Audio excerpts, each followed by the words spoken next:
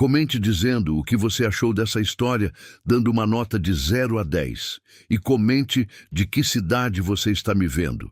Quero muito saber se você gostou da minha história e quero te conhecer melhor.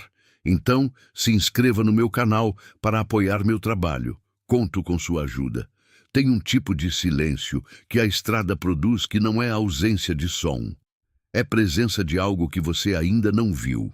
Aprendi isso com os anos, com o asfalto queimado embaixo do pneu e a madrugada colada no vidro como fumaça fria. Aprendi que o cerrado avisa antes de mostrar, que o mato faz barulho quando há vida dentro e faz um silêncio diferente, mais denso e mais quieto, quando essa vida está com medo. Naquela madrugada de março, eu já tinha rodado quase 400 quilômetros desde Uberlândia. A carga era de implementos agrícolas, pesada o suficiente para deixar o Scania sonolento nas subidas. E o calor tinha ficado preso dentro da cabine desde o começo da tarde, daquele jeito que o cerrado faz em março. Uma quentura úmida que gruda na roupa, que faz a camisa parecer uma segunda pele que você não pediu para ter. Eu tinha tomado 2 cafés no posto de Coromandel e mesmo assim os olhos pesavam. Não era sono exatamente, era o cansaço de fundo que a gente carrega quando não tem ninguém esperando do outro lado da viagem. A BR-365 entre Patos de Minas e Patrocínio é uma estrada que eu conheço de cor. Sei onde as curvas fecham sem aviso, sei onde o asfalto afunda depois da chuva, sei onde os caminhões param para aliviar o motor nas descidas longas. Naquela noite, eu parei num acostamento de pedra solta, perto de um milharal que se estendia para a escuridão dos 2 lados da cerca, porque a bexiga não negociava com o relógio. Desci com a lanterna do celular na mão, dei 2 passos para fora do alcance dos faróis e foi aí que o silêncio mudou. Não foi som nenhum. Foi a ausência de um som que deveria estar lá. O milharal estava parado demais. Sem vento, sem grilos, sem nada. O tipo de quietude que acontece quando algo vivo está contendo a respiração dentro do escuro. Fiquei parado. O feixe da lanterna varreu a margem da cerca sem encontrar nada. Então abaixei um pouco o ângulo, iluminei o chão entre os pés de milho e vi a mão primeiro. Dedos abertos na terra seca, braço estendido entre 2 fileiras de planta. Avancei 3 passos, afastei as folhas com o antebraço e a lanterna encontrou o rosto. Era uma mulher, deitada de lado, cabelo preso com um elástico vermelho, roupas rasgadas na barra, não rasgadas como briga, mas rasgadas como corrida, como espinho, como queda. A expressão dela não era de sono, era de quem desligou de vez. A boca levemente aberta, os olhos fechados com uma tensão que o sono não teria, e uma mancha escura perto da têmpora que podia ser terra ou podia ser coisa pior. Fiquei parado por quase 1 minuto. Sei dizer o tempo, porque contei, sem querer, na forma como o coração batia fora do ritmo normal. Batia rápido e irregular. O jeito que bate quando a gente se depara com algo que o cérebro ainda não processou, mas o corpo já entendeu. Fui me abaixando devagar, joelhos na terra, e foi exatamente nesse segundo, com a mão esticada em direção ao ombro dela, que a luz chegou de trás. Faróis. 2 pares. Olhei pelo ombro e vi a caminhonete preta parada na curva, a uns 200 metros, com os faróis reacesos de repente. As portas abriram no mesmo ritmo, uma atrás da outra. 4 silhuetas desceram devagar, sem pressa, do jeito que desce quem não tem medo de ser visto. Não pensei, juro que não pensei. Peguei ela pelos ombros e pelas costas, com o cuidado que se tem quando não se sabe o que está machucado, e levantei. Era leve demais para o tamanho que parecia ter. Subi os 3 degraus da cabine, carregando ela no colo. Empurrei a porta do passageiro com o cotovelo, acomodei ela no banco da melhor forma que dava, passei para o lado do motorista e botei o Scania em movimento antes de fechar minha própria porta. O acostamento de pedra solta fez o barulho que eu temia, O tipo de estrondo que avisa para todo mundo no campo aberto que alguém está arrancando na pressa. No espelho retrovisor, as 4 silhuetas pararam na beira da pista. Não correram, só olharam. Isso, de alguma forma, foi mais assustador do que se tivessem corrido. Rodei 20 quilômetros sem reduzir, com a visão periférica no banco do passageiro a cada trecho reto que permitia tirar os olhos do asfalto. Ela não acordou. Respirava. Isso eu confirmava a cada intervalo. Respirava com aquela regularidade lenta de quem está muito fundo dentro de si mesmo. O posto Boa Viagem apareceu no alto de uma curva com as luzes amarelas de sempre, e eu entrei no pátio com o caminhão ainda em segunda, freando mais do que devia, fazendo barulho de freio que acordou o frentista Edilson de um cochilo atrás do balcão. Parei o motor, e foi aí, com a luz do posto entrando pela janela, que eu olhei para ela de verdade pela primeira vez. 40 e poucos anos. Rosto fechado mesmo no desmaio, como se a desconfiança fosse muscular, como se nem inconsciente ela se permitisse parecer desprotegida. Cabelo escuro, com alguns fios brancos que ela não tentava esconder. Mãos de quem trabalha, não trabalho de terra, mas trabalho de papel, de mesa, do tipo que deixa calo na ponta do indicador de tanto segurar caneta. Então eu vi o coldre, vazio, preso na cintura dela, de couro escuro, encaixado com o fecho aberto, como se alguém tivesse tirado a arma com pressa, ou como se ela tivesse descartado antes de cair. E do bolso lateral da calça rasgada, meio para fora, meio para dentro, uma carteira dobrada que escorregou quando eu tinha acomodado ela no banco. Peguei a carteira sem pensar muito, não para bisbilhotar, para saber se havia um nome, um contato, alguém para avisar. A carteira abriu no meio, e o que apareceu foi uma identificação funcional plastificada, com foto e tudo, rosto dela, mais sério do que agora, uniforme escuro, carimbo da Polícia Civil de Minas Gerais. Doutora Surama Feitosa, delegada, lotação, Patos de Minas. Fiquei com o cartão na mão por um tempo que não sei medir. Edilson bateu na janela do lado do motorista, curioso com o jeito que eu tinha entrado. Abriu o vidro e disse que havia uma mulher passando mal no banco do passageiro e que precisava de água e de uma toalha molhada. Ele não perguntou nada além disso. Edilson era do tipo que fazia o que precisava ser feito antes de entender o porquê. Em 3 minutos, estava de volta com uma garrafa de água mineral, uma toalha de papel úmida e um olhar que tinha aprendido a não fazer perguntas desnecessárias em 18 anos de posto de beira de estrada.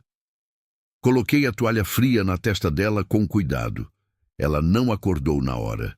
Ficou assim por mais 20 minutos, enquanto eu ficava sentado na cadeira plástica que Edilson tinha puxado para perto do caminhão, tomando um café quente que estava amargo e que eu tomei igual do mesmo jeito, porque o amargor naquela hora parecia o sabor certo para o que eu estava sentindo. Não era medo, era aquela coisa que não tem nome direito. A sensação de que a vida acabou de virar para uma direção que você não escolheu e que não sabe ainda se vai conseguir acompanhar. Pensei em Tainá. Sempre pensava em Tainá quando a noite ficava muito quieta e o café ficava muito amargo. Minha filha de 29 anos que não me ligava, que não me respondia mensagem, que tinha construído uma vida inteira em Patos de Minas, na mesma cidade por onde eu passava toda semana, sem que eu soubesse o número do apartamento onde ela morava. Não porque eu não tinha tentado descobrir, mas porque tinha um limite de quanto uma pessoa pode se impor para alguém que não quer ser encontrado por ela. Eu tinha abandonado Tainá quando ela tinha 12 anos. Não de uma vez, não com uma mala na porta. Tinha sumido aos poucos, viagem por viagem, até que as viagens viraram meses e os meses viraram quase 3 anos. Quando voltei, Cida já tinha ido embora com outro homem, e Tainá tinha aqueles olhos que eu reconheci no instante em que os vi. olhos de criança que aprendeu cedo que contar com alguém é o começo da decepção. Eu tinha colocado aquilo nos olhos da minha própria filha, e nunca encontrei as palavras certas para desfazer o que palavras não desfazem. Fui tirado desse pensamento quando ela se mexeu. Primeiro um movimento no ombro, depois os dedos fechando no banco de couro do caminhão. Então, os olhos abrindo. Não de vez, mas de um jeito muito controlado, como se antes de mostrar que estava acordada, ela precisasse entender primeiro onde estava. Os olhos dela encontraram o teto da cabine, então o para-brisa, então o posto, então eu. A primeira coisa que ela disse, com a voz rouca e seca de quem ficou muito tempo sem água, foi: "Onde está a minha arma?" Eu disse a verdade, que não tinha visto arma nenhuma. Ela me olhou por uns 3 segundos com uma expressão que eu conhecia. A expressão de quem está avaliando o quanto do que ouviu é mentira. Então ficou em silêncio. Olhou pela janela para o pátio do posto, para Edilson que fingia varrer o asfalto a 10 metros de distância, e parou de procurar a arma como se tivesse decidido que aquilo podia esperar. Quanto tempo eu fiquei desmaiada?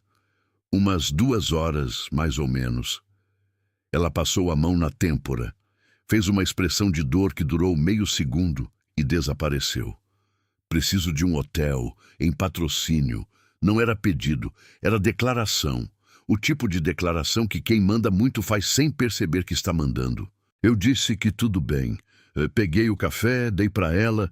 Ela tomou sem agradecer, mas com as 2 mãos em volta do copo, e esse gesto pequeno, as 2 mãos como se precisasse do calor, foi a primeira coisa humana que eu vi nela naquela noite.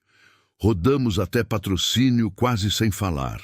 Deixei ela na porta de um hotel de beira de rodovia que ela indicou, um lugar que ela conhecia sem precisar de placa, o que me disse mais do que qualquer palavra sobre quantas vezes ela tinha passado por ali. Ela desceu, bateu a porta, deu 2 passos e parou. Ficou de costas para mim por uns 2 segundos, então virou a cabeça, mas não o corpo todo. Só o suficiente para que eu visse o perfil. "Obrigada", ela disse. Só isso. E entrou. Eu fiquei parado no pátio do hotel por um tempo que não sei dizer, com o motor ligado, o cheiro de diesel e poeira do cerrado entrando pela janela e aquela sensação de esquecimento, como quando a gente sai de casa e fica com a certeza de que deixou algo importante em cima da mesa, mas não consegue lembrar o que é. Depois entrei na estrada, peguei a rodovia e segui em frente, porque é o que se faz, porque é o que eu sempre fiz. Mas alguma coisa naquela noite tinha mudado de lugar dentro de mim, e eu ainda não sabia o nome do que era. 3 dias depois eu estava de volta pela mesma rodovia, agora carregando soja de patrocínio para um armazém em Uberlândia. A carga era mais leve que a anterior, mas o pensamento pesava diferente. Tinha ficado com aquela sensação estranha os 3 dias todos. Não era preocupação exatamente, porque preocupação tem um objeto claro. Tem uma coisa definida que a gente pode resolver ou não resolver. Era outra coisa. Era o tipo de inquietação que fica quando a gente testemunha algo que não entendeu direito e não vai ter chance de entender. Parei no posto Boa Viagem, mais por hábito do que por necessidade. O tanque ainda tinha folga, mas o café dali era bom, e Edilson fazia companhia sem cobrar conversa. Entrei, pedi o café, sentei no banco de plástico vermelho perto da janela que dava para o pátio, e foi quando Edilson, enquanto limpava o balcão com um pano que provavelmente já tinha limpado mais coisas do que devia, disse de passagem, com o jeito de quem conta novidade sem perceber o tamanho dela: "Sabe aquela mulher que o senhor trouxe na madrugada de quinta? Ela voltou a pé no dia seguinte. Perguntou o seu nome. Fiquei com o copo na metade do caminho até a boca. O que você disse?" "Disse que não sabia o nome completo, mas que o senhor parava aqui toda vez que subia para Patos." Edilson encolheu os ombros. "Falei que o senhor era homem sério, que não precisava ter medo, não." Tomei o café. Não disse nada, mas alguma coisa que estava num lugar muito quieto dentro de mim acordou com aquela informação, devagar, do jeito que acorda quem dormiu muito e não tem pressa de se levantar. Ela tinha voltado, a pé, para perguntar meu nome. Não soube o que fazer com isso. Coloquei no bolso como se fosse um troco que a gente recebe e não sabe bem se vai usar, mas guarda mesmo assim. Naquele período, eu fazia a linha Uberlândia-Patos de Minas 3 vezes por semana. Às vezes 4, dependendo do que a transportadora tinha para mover. Era um trecho que eu conhecia tão bem, que às vezes chegava num ponto e não lembrava de ter passado pelos últimos 20 quilômetros. Não porque tivesse dormido, mas porque o corpo aprendia o caminho e a cabeça ia para outro lugar. Para Tainá, quase sempre. Para Cida, de vez em quando, não com saudade, mas com aquela tristeza específica de quem sabe que destruiu algo que poderia ter sido diferente. Tainá tinha 29 anos. Trabalhava como técnica de enfermagem num posto de saúde em Patos de Minas. Isso eu sabia porque a Zefinha havia me contado um dia, sem perceber que eu não sabia, falando com a naturalidade de quem assume que um pai conhece a vida da própria filha. Eu tinha ficado quieto e não corrigi. Guardei a informação com o cuidado de quem guarda coisa frágil. Sabia que estava lá, sabia o que era, mas não encostar era a única forma de não quebrar. Tinha tentado 2 vezes nos últimos anos.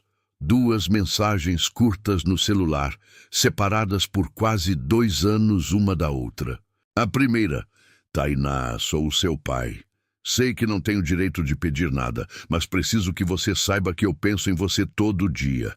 A segunda, mais simples ainda: estou bem. Espero que você também esteja. Nenhuma das 2 teve resposta.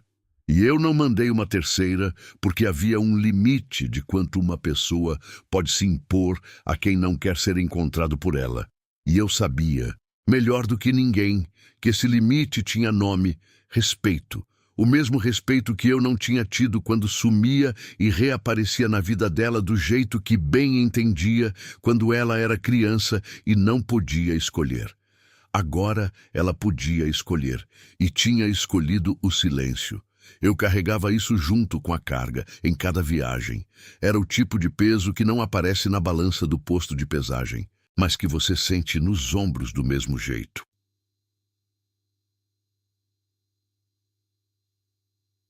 A lanchonete da Zefinha ficava numa esquina de rua sem saída no centro de Patos de Minas, num casarão de parede grossa e janela de madeira pintada de azul desbotado que parecia resistir ao tempo mais por teimosia do que por estrutura. Zefinha tinha 68 anos e havia herdado o lugar da mãe, que havia herdado do pai. E a receita do frango com quiabo tinha essa continuidade também, passada de mão em mão, sem nunca ser escrita em lugar nenhum, porque receita boa não precisa de papel, precisa de quem lembre. Eu parava ali toda quinta-feira, desde que tinha começado a fazer essa linha, uns 12 anos atrás. Zefinha me conhecia pelo apelido que meus colegas de estrada me davam, Gel, e sabia que eu chegava entre 11h30 e meio-dia, que eu queria café antes do prato, que eu não gostava de televisão ligada enquanto comia, e que eu nunca pedia conta em voz alta, só deixava o dinheiro embaixo do copo. Foi numa quinta dessas, 2 semanas depois da madrugada no milharal, que ela entrou. Eu estava no meu lugar de sempre, o canto do fundo perto da janela que dava para o quintal, com o prato na metade e o pensamento naquele lugar vago, onde fica quando a gente mastiga no automático. Ouvi a porta dos fundos abrir.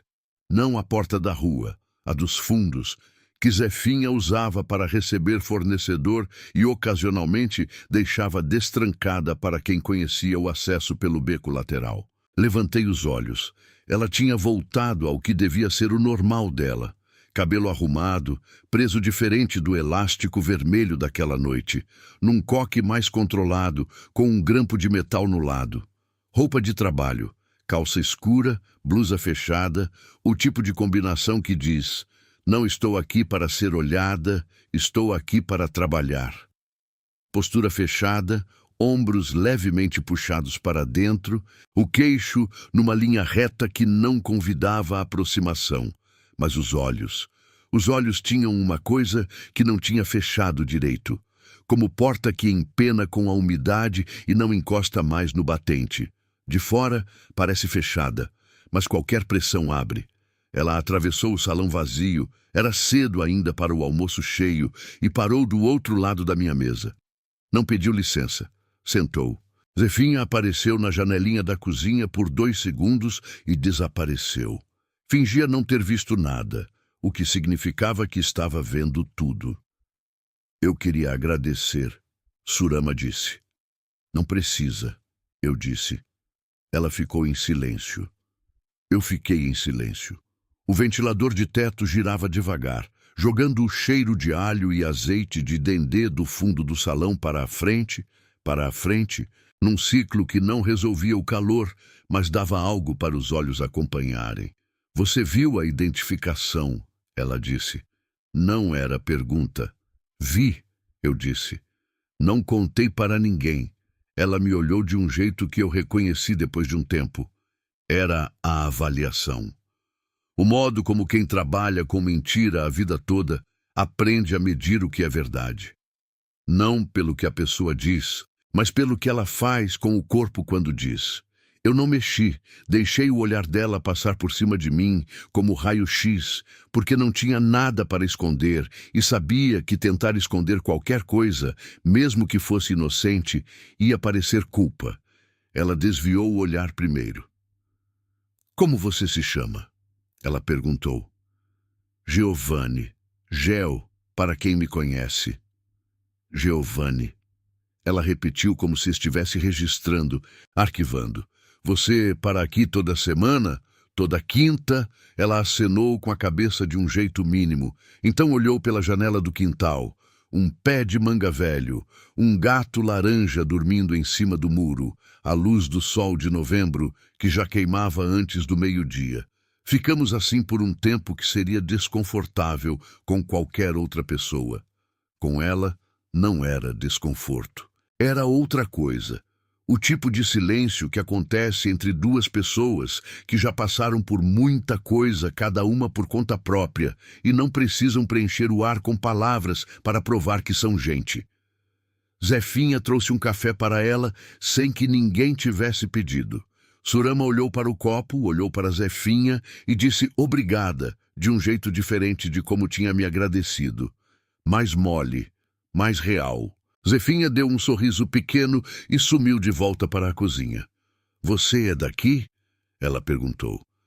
Sou de Ituiutaba, mas faz uns 20 e tantos anos que não fico em lugar nenhum.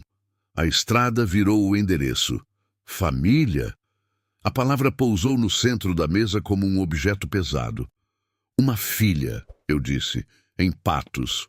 Surama esperou. Sabia por algum treinamento ou por instinto que essa frase tinha continuação. A gente não se fala, completei. Ela não disse, que pena, não disse, isso deve ser difícil. Ficou quieta e esse silêncio foi a coisa mais respeitosa que alguém podia ter feito com aquela informação. Eu tenho um filho, ela disse depois com o mesmo peso que eu tinha usado. Em Uberlândia. A gente se fala, mas não se diz nada de verdade faz tempo. Não perguntei o motivo, ela não perguntou o meu. E foi exatamente esse acordo não falado que fez alguma coisa se assentar entre nós dois. Não confiança ainda, mas o chão onde confiança poderia, com o tempo, se construir. Ela saiu antes de mim. Deixou dinheiro para o café embaixo do copo, o mesmo jeito que eu sempre deixava, e foi embora pela porta da frente sem olhar para trás. Zefinha veio limpar a mesa e ficou 1 segundo parada, olhando para o lugar onde Surama tinha sentado. Essa mulher carrega coisa pesada, ela disse. Não para mim, quase para ela mesma. Carrega. Eu concordei. Você também, ela disse. E foi embora com os copos sem me dar chance de responder. Fiquei olhando para o quintal. para o gato laranja, que tinha mudado de posição no muro, sem que eu tivesse percebido quando, e pensei que havia algo muito estranho e muito preciso no jeito que certas pessoas entram na vida da gente, não pela porta da frente, não com apresentação e hora marcada, mas pelo beco dos fundos, no escuro, quando a gente menos espera e menos está preparado. E que talvez fosse exatamente assim que precisava ser. Porque as portas da frente a gente sabe defender. Peguei o caminhão, entrei na estrada e deixei Patos para trás mais uma vez. Mas daquela quinta em diante, quando eu pensava no trecho da BR-365, não era mais só asfalto e cerrado que eu via. Era também uma janela azul desbotada numa esquina de rua sem saída. E os olhos de uma mulher que não fechavam direito, mas que ainda assim teimavam em ficar abertos. As quintas foram mudando de textura sem que eu percebesse na hora. Mudança de textura é assim. Você não sente enquanto acontece só depois, quando olha para trás e vê que o tecido ficou diferente. A primeira quinta, depois do reencontro na lanchonete, Surama não apareceu. A segunda também não. Eu comi meu frango com quiabo no mesmo canto de sempre, tomei meu café e saí sem dizer nada para Zefinha, que também não disse nada, o que era uma forma de dizer tudo. Na terceira quinta, ela entrou pela porta dos fundos de novo, no mesmo horário, e sentou na mesma cadeira como se tivesse saído há 10 minutos. Não explicou a ausência, eu não perguntei. Esse acordo silencioso foi se tornando a gramática entre nós dois. Uma língua sem palavras desnecessárias, construída só de coisas que importavam. Surama falava pouco sobre si mesma de forma direta, mas falava muito quando você prestava atenção no que ela não dizia. Aprendi a ler os intervalos. Quando ela pausava no meio de uma frase e olhava para a janela do quintal, era porque havia chegado perto de algo que não estava pronto para nomear. Quando respondia curto e mudava de assunto, era porque o assunto anterior ainda estava vivo demais para ser mexido. Quando ria, e ela ria poucas vezes, mas quando ria era de verdade. Um riso que começava no peito antes de chegar à boca, era porque havia baixado a guarda por um segundo sem querer. Fui aprendendo essa língua sem perceber que estava aprendendo. Numa tarde de abril, a chuva fechou Patos de Minas inteira de um jeito que aquela região faz quando decide chover de verdade. Não garoa, não chuvisco, mas uma parede de água que cai vertical e grossa, que faz o asfalto brilhar laranja debaixo das luzes de sódio e que transforma a rua em rio em menos de 10 minutos. A lanchonete da Zefinha ficou ilhada.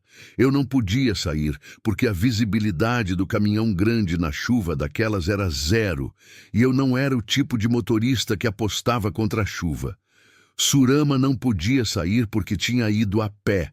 O carro estava numa oficina havia 4 dias. Problema no câmbio que o mecânico prometia resolver sempre para amanhã. Ficamos presos ali por quase 2 horas. Zefinha trouxe mais café, trouxe um pedaço de bolo de fubá que ela guardava para ela mesma e foi para o fundo da lanchonete com a discrição de quem entende que tem horas em que a melhor companhia é a ausência. Foi nessa tarde que Surama falou sobre Cleusa pela primeira vez. Não com nome, não com detalhes, só o contorno, como ela mesma disse depois. O contorno de uma coisa que ainda não tinha forma completa para ela. Havia uma pessoa, disse ela, olhando para o bolo de fubá sem comer, que tinha confiado nela uma informação que custava caro carregar. Que essa pessoa estava pagando um preço por essa confiança, um preço que se manifestava em humilhações pequenas e cotidianas. O tipo de violência que não deixa marca visível, mas que vai corroendo por dentro como ferrugem.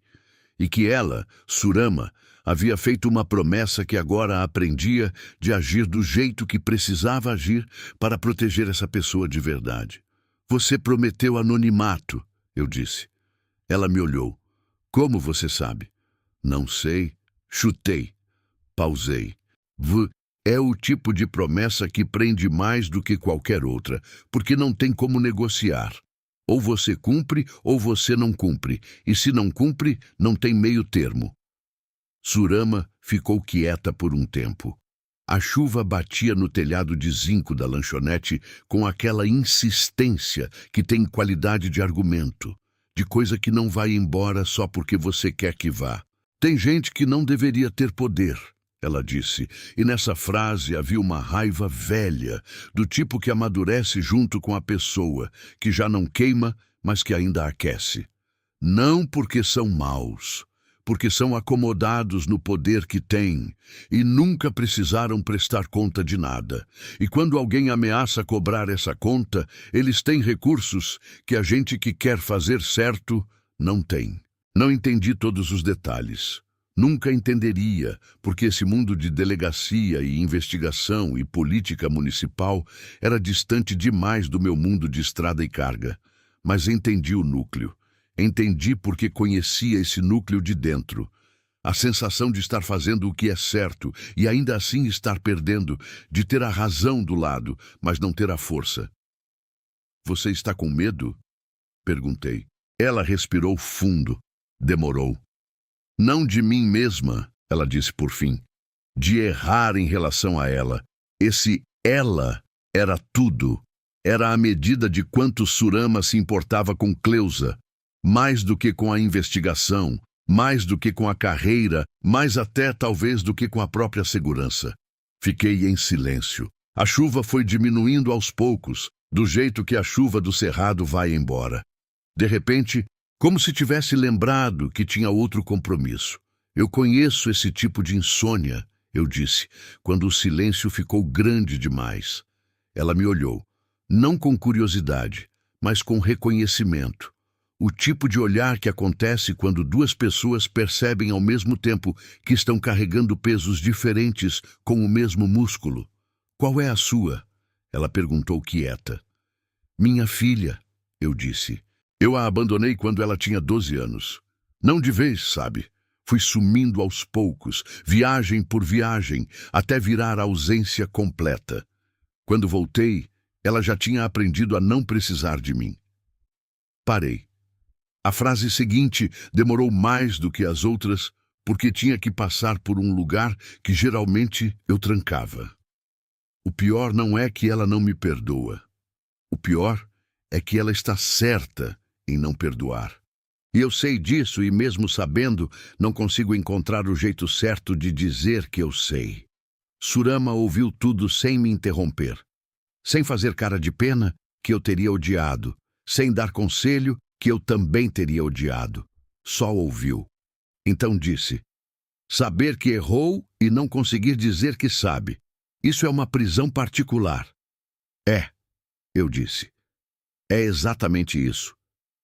Quando saí da lanchonete naquela tarde, o asfalto ainda estava molhado e o ar tinha aquele cheiro de terra úmida e folha lavada que o cerrado produz depois da chuva grande. O cheiro mais limpo que existe, que sempre me dá uma vontade de recomeçar alguma coisa sem saber direito o quê.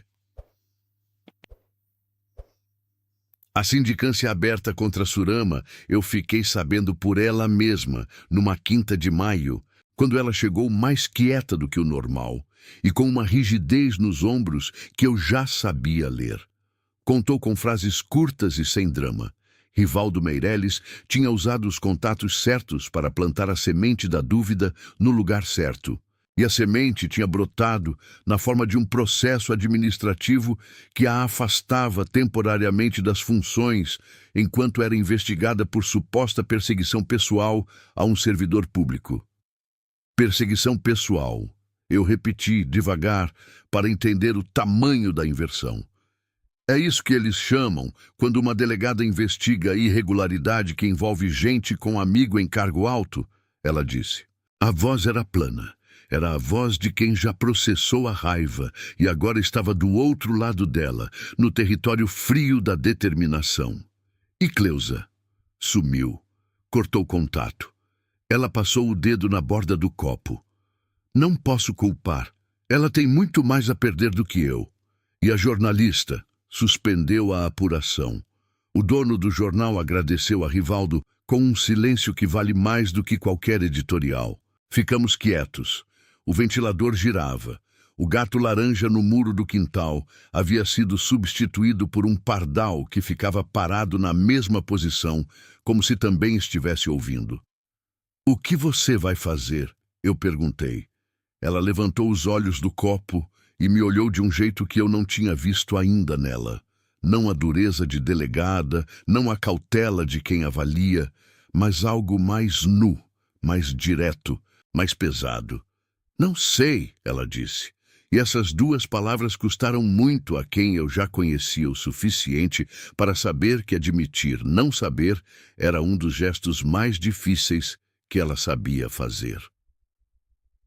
Na semana seguinte, numa terça-feira que não era dia de quinta-feira nem de lanchonete, eu apareci na porta do apartamento dela. Não fui chamado, não avisei. Só peguei o marmitex que pedi para Zefinha preparar especialmente. Frango com quiabo, arroz, feijão, farofa e fui. Toquei a campainha. Demorou um tempo para ela atender o interfone e quando atendeu, a voz tinha aquela gravidade de quem foi pego em momento que não esperava visita. "Quem é?" "Gel", eu disse. Trouxe comida, silêncio de uns 10 segundos. "Você sabe onde eu moro?" Zefinha me disse o endereço. Não pergunte como ela sabe, porque eu também não perguntei. Outro silêncio. Então, o clique do portão abrindo. Subi as escadas, bati na porta. Ela abriu. Estava de roupa de casa, cabelo solto, olhos vermelhos de um modo que ela tentou disfarçar, virando o rosto para o lado. Não disse nada sobre os olhos. Passei por ela, entrei na cozinha, coloquei o marmitex na mesa, tirei os potes um por um e disse que o frango estava quente ainda se ela comer logo. Ela ficou parada na entrada da cozinha, me olhando fazer isso. "Por que você veio?" ela perguntou. "Porque é terça-feira e você não come direito quando está sozinha e preocupada." Peguei 2 pratos do armário aberto. "Posso usar esses?" Ela ficou parada mais um segundo. Então entrou na cozinha, puxou uma cadeira e sentou. Comemos sem falar muito. De vez em quando ela dizia alguma coisa pequena, que o quiabo estava no ponto certo, que Zefinha tinha um dom que não se ensina. E eu concordava, e o silêncio entre uma frase e outra era o tipo de silêncio bom, do tipo que só existe entre pessoas que já passaram da fase de precisar preencher o ar com palavras. Quando terminamos, ela ficou olhando para a janela do apartamento que dava para uma rua lateral, com os postes ainda apagados do dia, e disse, sem olhar para mim, "Meu filho vai saber o que está acontecendo, não pela minha boca, pela boca de alguém que vai distorcer para ele do jeito que interessa. E ele já tem motivo suficiente para achar que eu errei em tudo." Essa frase abriu uma parte da conversa que eu reconheci de dentro. "Filho e pai são iguais nisso", eu disse. "A história que a gente não conta para eles, alguém conta. E a versão de quem conta primeiro é a que fica." Ela virou o rosto para mim. "Você contou para a sua filha a sua versão?" "Não, nunca soube como." Pausei. "Talvez seja tarde demais. Ou talvez você ainda não tenha encontrado a hora certa", ela disse. Não foi consolo. Foi observação, e eu soube a diferença porque já tinha recebido os 2. Lavei os pratos antes de ir, ela foi junto secando enquanto eu lavava e ficamos assim um tempo no ritual pequeno e doméstico que é uma das coisas mais honestas que 2 pessoas podem fazer juntas. Quando saí, ela ficou na porta aberta do apartamento e disse, com uma voz que tinha perdido um pouco da armadura, "Obrigada, Geo." Dessa vez era diferente das outras vezes que ela tinha dito obrigada. Dessa vez não tinha protocolo. Tinha peso real, do bom. Desci as escadas, entrei no caminhão e fiquei um momento com as mãos no volante antes de ligar o motor. Pensei em Tainá, no endereço que eu não sabia. Na versão da história dela que eu nunca tinha contado porque nunca tinha encontrado a hora certa, como Surama tinha dito, ou porque tinha medo, que era a verdade mais honesta, que eu raramente me permitia dizer em voz alta sequer para mim mesmo. A hora certa. Talvez não existisse, talvez a hora fosse qualquer uma, desde que a gente tivesse coragem de atravessar ela. Liguei o motor e entrei na noite de Patos de Minas, com o cerrado do lado de fora escuro e quieto, e alguma coisa dentro do peito que estava começando a se mover na direção de algo que eu ainda não sabia nomear, mas que sentia como quem sente o vento antes de ver a chuva. Denis chegou em Patos de Minas numa tarde de agosto sem avisar ninguém. Eu soube porque estava estacionado do outro lado da rua, esperando uma entrega que atrasava, quando vi o carro dele frear brusco em frente ao prédio de Surama. Um Gol branco amassado no para-choque, placa de Uberlândia, o tipo de carro de quem trabalha muito e poupa em tudo menos no combustível. Ele desceu antes de o motor parar de vez, bateu a porta com força e ficou parado na calçada com a mandíbula travada do jeito que eu reconheci imediatamente. Era a mandíbula de filho, com raiva velha, que encontrou combustível novo. Surama desceu do prédio 2 minutos depois.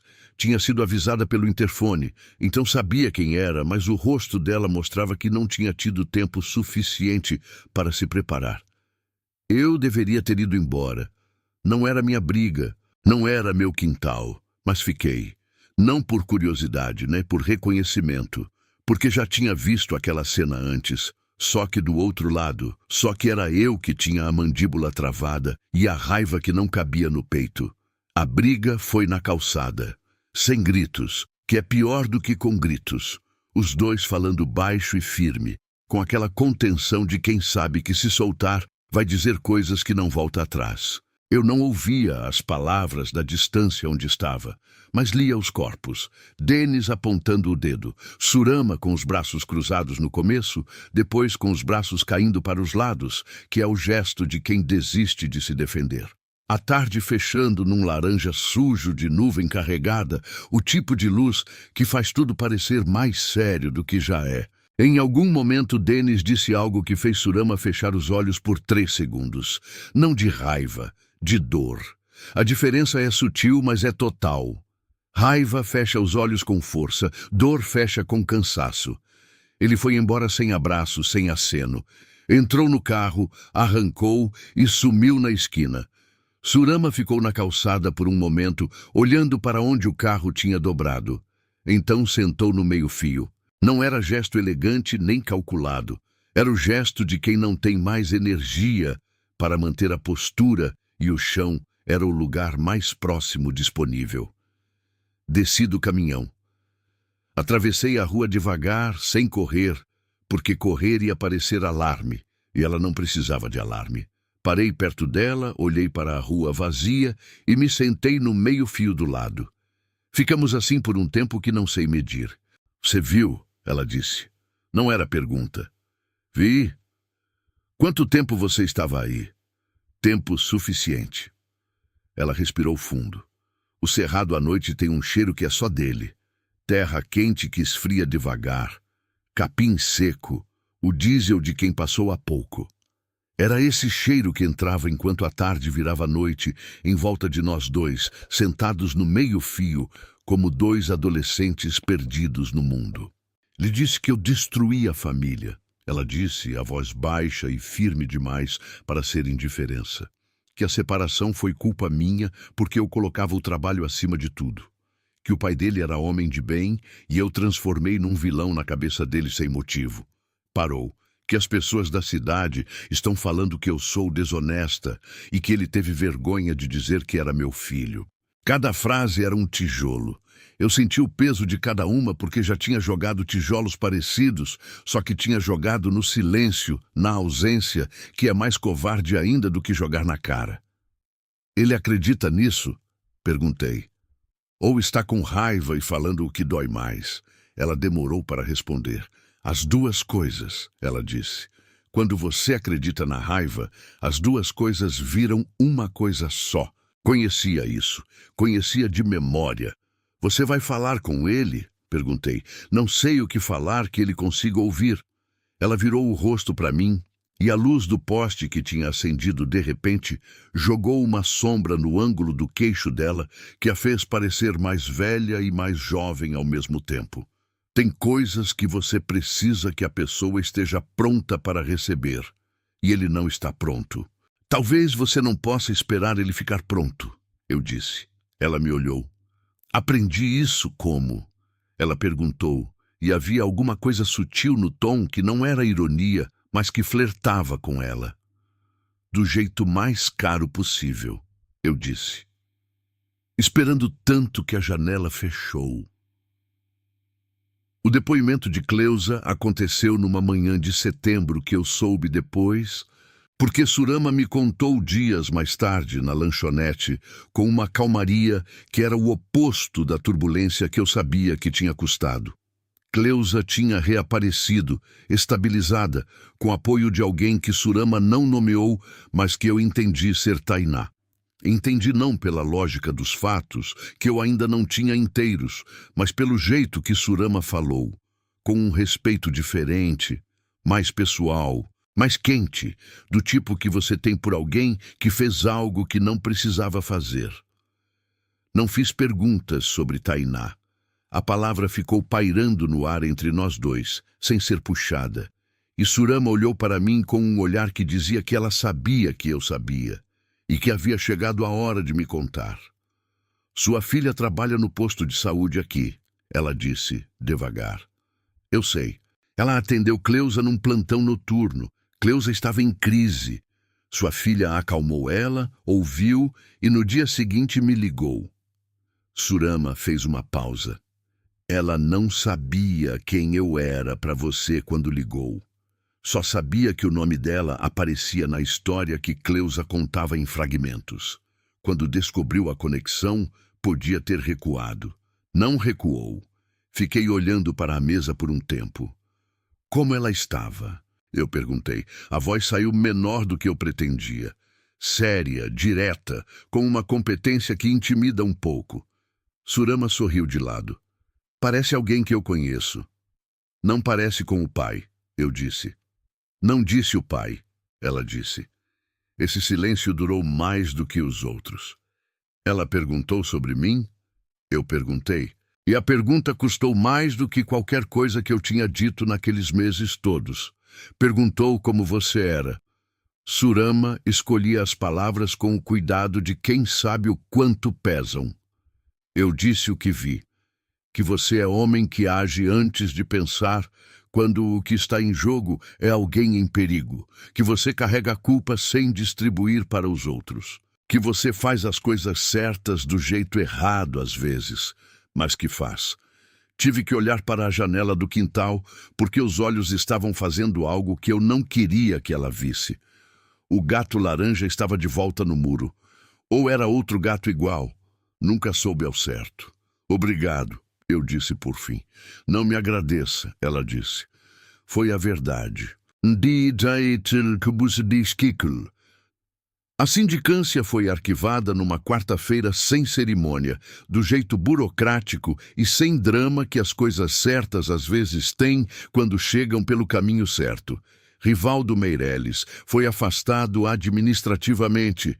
Patrícia Brum publicou a matéria por conta própria, num blog que tinha 300 leitores, que em 2 dias virou 3.000, que em uma semana virou o assunto que todo mundo na cidade sabia, mas fingia não saber até ter permissão de saber em voz alta.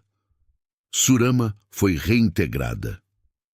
Eu soube por uma mensagem que ela me mandou numa sexta de manhã, enquanto eu estava num posto de Coromandel tomando café. Voltei. Obrigada por ter ficado enquanto eu estava fora. 11 palavras.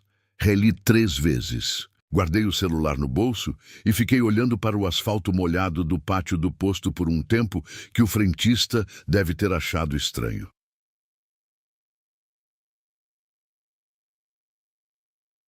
Naquela noite de setembro, eu estava num posto de combustível nos arredores de Patos, abastecendo o Scania para a viagem da manhã seguinte, quando ouvi o barulho de passos no asfalto atrás de mim. Não eram passos apressados. Eram passos que estavam se aproximando e que em algum momento diminuíram, como se a pessoa tivesse chegado perto o suficiente e precisado de um segundo para completar o que havia começado. Virei. Era uma jovem de cabelo preso, jaqueta de moletom azul, com um crachá do posto de saúde ainda no bolso do lado esquerdo, como se tivesse vindo direto do trabalho. Olhos que eu reconheci, não pela semelhança comigo, mas pela expressão, a mesma expressão fechada e direta que eu via no espelho quando me forçava a me olhar de frente. Tainá. Minha filha estava a 3 metros de mim, e eu não conseguia mover as mãos do lugar onde estavam, uma na mangueira do combustível e outra imóvel no ar, suspensa no gesto que tinha quando eu ouvi os passos e ainda não sabia quem era. Ela não correu, não sorriu, não veio com braços abertos, porque não era isso que estava acontecendo e nenhum dos dois fingiria que era. Ficou parada, me olhou, com aquela expressão que não era raiva nem perdão, mas algo mais honesto do que os dois. O olhar de quem está te vendo de verdade, pela primeira vez, depois de muito tempo, ter escolhido não ver. Eu não perdoei, ela disse. A voz era firme, sem drama. Mas eu ouvi o que a Surama disse sobre você. O vento frio do cerrado de setembro cortou entre nós dois. O tipo de vento que não avisa, que chega de repente no meio de uma noite ainda quente e lembra que o inverno não foi embora de vez. E eu preciso que você saiba que eu sei que você existe. Não era reconciliação. Eu sabia disso. Ela sabia disso. Era outra coisa, menor e maior ao mesmo tempo. Era a rachadura em uma parede que foi construída tijolo por tijolo durante 17 anos. Não derrubava a parede, mas deixava passar luz. Desci do caminhão devagar, os pés encontrando o asfalto um de cada vez, como quem desce em chão que não sabe se aguenta o peso. Fiquei de pé na frente dela com o vento batendo nas duas figuras paradas no pátio iluminado do posto. E a quilômetros dali, o cerrado estava escuro e quieto, do jeito que fica quando a noite é funda de verdade. Disse o único que cabia. Tá bom, 2 palavras. Não era um perdão também. Eu não tinha direito de pedir perdão como se fosse coisa que se resolve numa noite num posto de combustível. Eram o começo de uma conversa que ia demorar muito mais do que uma noite, que talvez nunca terminasse, que talvez não precisasse terminar para ser real. Ela acenou com a cabeça uma vez, virou, e foi embora pelo mesmo caminho que tinha vindo, os passos no asfalto indo embora devagar, sem pressa, sem olhar para trás. Não porque estava fugindo, mas porque não precisava mais. Fiquei parado no pátio do posto por um tempo que não sei dizer. Então terminei de abastecer, fechei o tanque, paguei o frentista e entrei na cabine. Liguei o motor. O Scania fez aquele barulho de sempre ao pegar. Grave, regular, o som de coisa grande que sabe para onde vai. Saí devagar do posto, entrei na rodovia e a estrada se abriu na frente de mim como faz toda vez, escura nos 2 lados, com os faróis iluminando só o suficiente para ver o trecho seguinte. Pensei em Surama. Na janela azul desbotada da lanchonete da Zefinha, no elástico vermelho no cabelo daquela madrugada de março que parecia ter sido em outra vida. No frango com quiabo comido em silêncio na cozinha dela, enquanto a noite entrava pela janela, e nenhum dos dois precisava explicar por que aquilo era suficiente. Pensei em Tainá, nas 3 palavras dela e nas minhas 2 de volta, e em como às vezes o peso inteiro de uma relação cabe em 5 palavras ditas no pátio de um posto de combustível, debaixo de um vento frio de cerrado, sem abraço e sem lágrima. E ainda assim é mais real do que tudo que você poderia ter ensaiado. Pensei em mim, no Giovanni de 54 anos, que tinha passado a vida inteira fugindo para a estrada, como se a estrada fosse resposta, só para descobrir, numa madrugada de março, que a estrada também é o lugar onde as coisas te encontram quando está na hora. A BR-365 se estendia à frente. O cerrado dormia nos 2 lados. As cigarras tinham ficado quietas com o frio, e o único som era o motor e o asfalto e o vento, que são os 3 sons que eu conheço melhor do que qualquer outro no mundo. Alguma coisa tinha parado de doer do mesmo jeito. Não tinha sumido, dor assim não some de uma vez, mas tinha mudado de qualidade. Tinha virado o tipo de peso que a gente aprende a carregar sem que ele curve a espinha. O tipo que lembra que você viveu, não o tipo que lembra só que você errou. A estrada continuava, o caminhão continuava, e eu continuava junto, que era a única coisa que importava. Continuar, e dessa vez não fugindo de nada, mas indo em direção a algo que ainda não tinha forma completa, que ainda não tinha nome certo, mas que eu sentia como se sente o amanhecer antes de ver a luz. Pelo jeito que o escuro começa, devagar e de repente, a ser um pouco menos escuro. Você gostou desse vídeo, por favor? Se inscreva no meu canal. Prometo trazer todos os dias vídeos que vão fazer sua vida mais feliz. Comente o que achou da minha história, dando uma nota de 0 a 10 e muito obrigado.